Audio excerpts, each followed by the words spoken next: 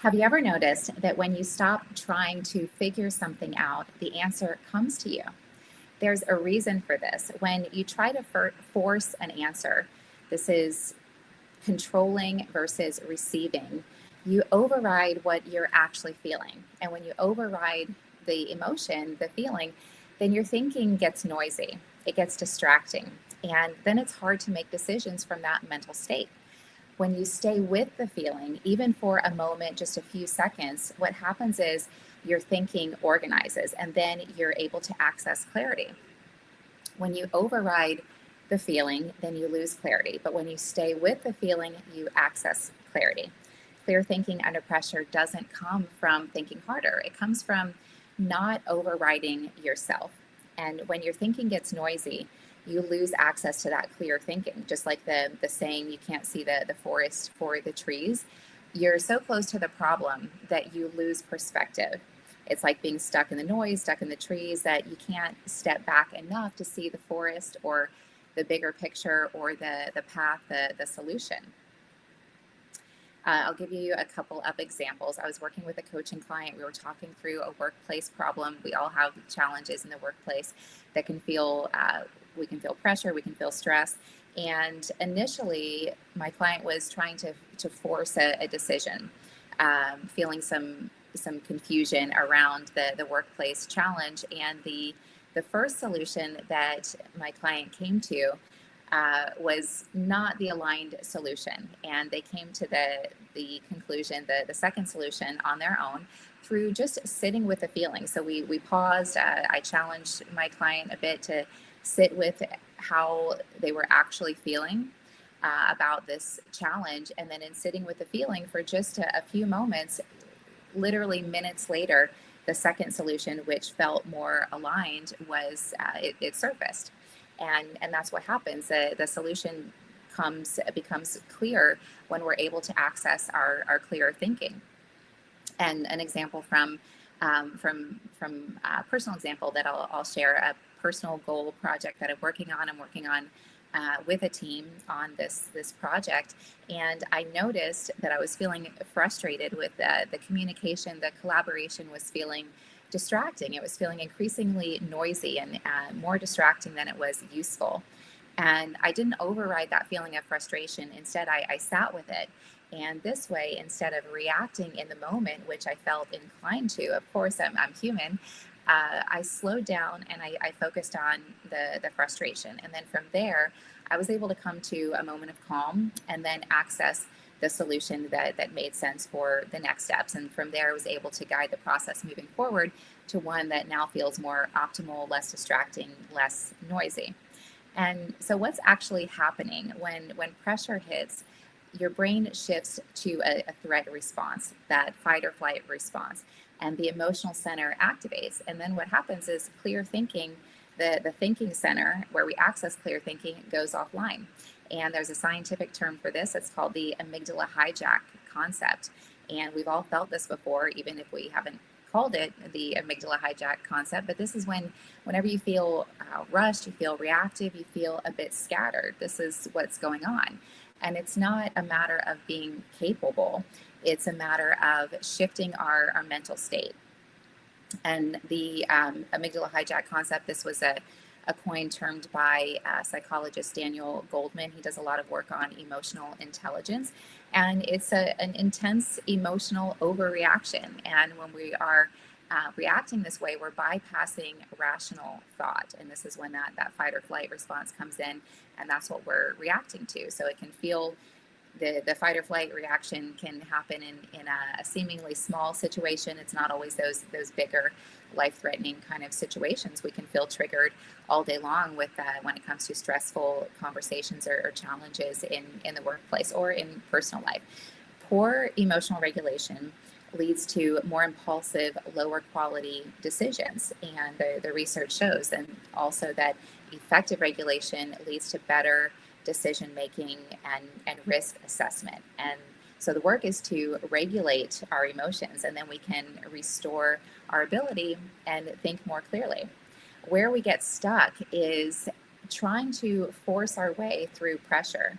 And then it backfires because our brain can get cognitively tired. The part of our brain responsible for focus, for decision making, fatigues under stress. This is called prefrontal cortex overload.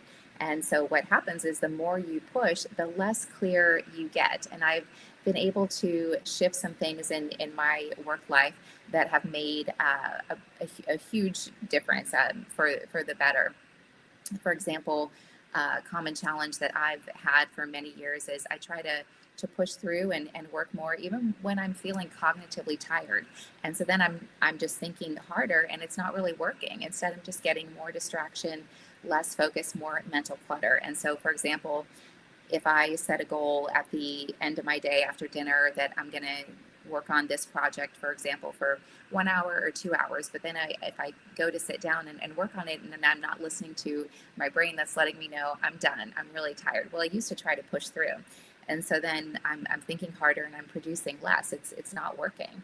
And what I now do instead is I pay attention to how I'm feeling. If I'm cognitively drained, maybe it's time to either stop or switch to a project that doesn't take as much of the cognitive drain. And then what happens is I come back after giving myself that rest and changing my mental state instead of trying to force pushing through and forcing more output. When I rest and come back, then I'm more focused and I get more done with less effort.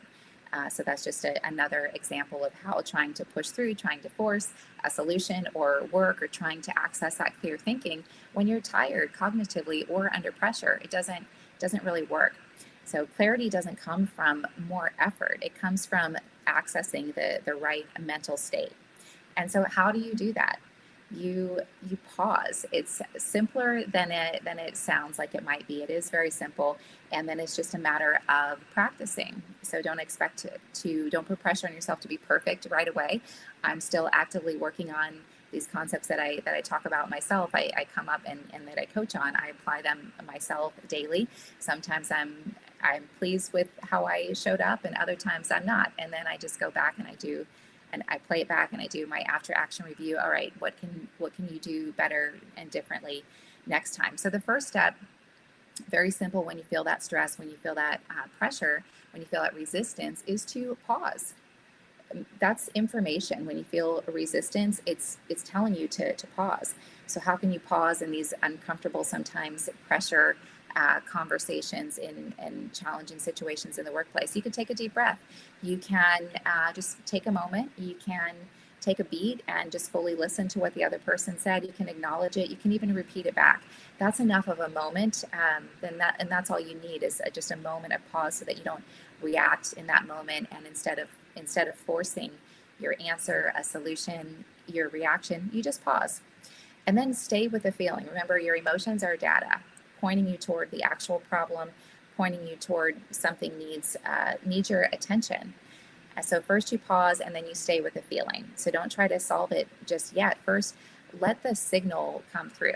That's what emotions are. They're signals, they're data. Emotions are there to guide your decision making. And when we stop forcing it, then what happens, forcing a solution, your brain has an opportunity to organize the insight. And this is where we get a moment of clarity from stepping back. I'm sure you can think of many times in your life, or at least a few examples where you were not too pleased with the outcome, maybe how you showed up, and then looking back in hindsight, you can see more clearly because your emotional state has changed. What a better path, what a better response or solution would have been in that moment, because now your emotions are regulated. You're not so close to the problem anymore, the situation. You can access your clear thinking. We don't always need more information to solve our challenges. Sometimes we do, but we definitely need less overriding of how we're actually feeling. So I invite you to ask yourself, where are you feeling some pressure right now? Where are you feeling where are you noticing, if you allow yourself to pause and see where the resistance is coming up, where are you trying to force a decision? Do you have a high stakes conversation coming up? I know that I potentially have one later today. I'm already feeling the pressure. there. And so what I've done is I've just rehearsed a little bit, and you can prepare moving forward with the process that I'm going to give you here in just a few moments. But maybe there's a high stakes conversation coming up. Maybe there's a hiring decision that you're feeling some pressure around to force a decision, but you're not quite accessing the clear thinking, and so it feels noisy and distracting instead of clear right now. Maybe there's some misalignment or conflict on your team. Next time the pressure hits, here's what you can do to make this shift. First, pause, and then notice what you're feeling. Very simple. Pause, notice the feeling. Don't override the feeling, and then you're going to respond from there. So here's a very simple framework. If you want to you can write this down. It's 5 simple steps. And then if the 5 steps are too much, I'm going to give you 1 step. But the first step is to acknowledge. Very simple. A lot of times we struggle to reach our goals and to solve our challenges because we're not taking a beat to first acknowledge the feeling, the positive feeling that we're getting excited about, that we'd actually like to pursue this goal, or this is a challenge that I need that I'd like to overcome. It's got to let what is getting your attention get your attention. That's coming to you through your emotions, which are data guiding your decision making. So number 1, acknowledge what's coming up. And then number 2, expand it. Let it exist. Let it expand. Yes, instant gratification. We want to feel better faster, but we can't access our clear thinking when we have all of that noise and distraction, and it's feeling like pressure and stress. So instead of putting pressure on yourself to try to force a solution, let the problem, the uncomfortable emotion exist. Let it expand. And then the third step is to get curious, go deeper about what that emotion is trying to tell you. And then the fourth step is to get excited. So acknowledge, expand, get curious, get excited. Get excited about shifting your energy moving forward, showing up differently, achieving the goal, overcoming the challenge. So let yourself get excited. And then the 5th step, very simple, is to get present.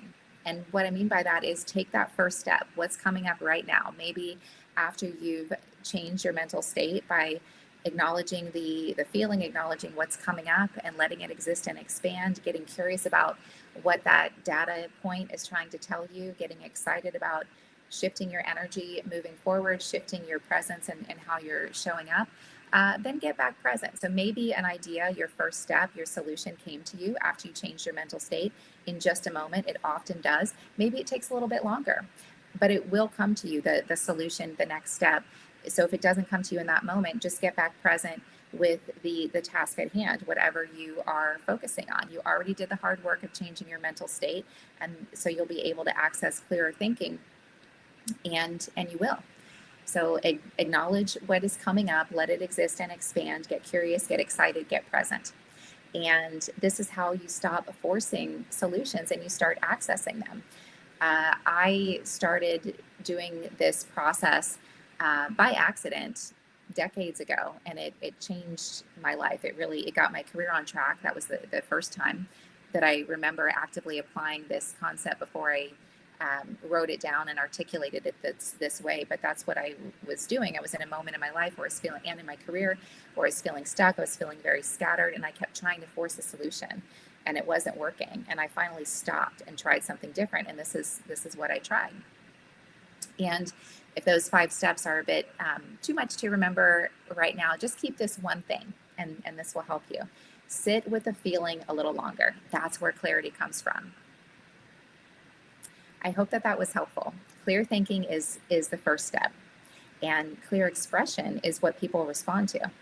Not by thinking harder. It's by not overriding yourself. That's it for this one. Thanks for watching. My name's Amy Miller. I'm a leadership coach, and I help leaders think clearly under pressure so they can lead with authority. If you'd like to go deeper, I invite you to check out my books and courses on my website. That's amyleemiller.com. Or you can reach out if you'd like to connect live. All right, I'll see you in the next one.